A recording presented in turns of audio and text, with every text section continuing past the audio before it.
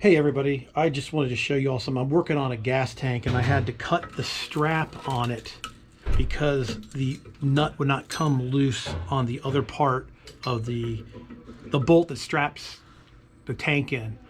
I was able to buy new straps, but I wasn't able to get new bolts. And if you can see here, when I put a wrench on it, you can see that the whole thing is twisting like it's gonna break. So I went ahead and took it over to the wire brush and cleaned these threads up. And I'm gonna show you that it doesn't take a lot of heat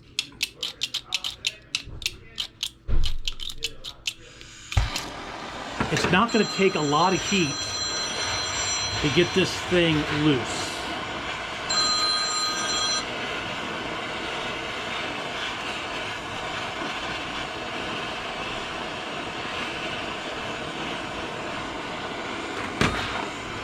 And I'll even do it with a smaller wrench. I'm just scared that it's going to twist off these threads and then I won't be able to get one.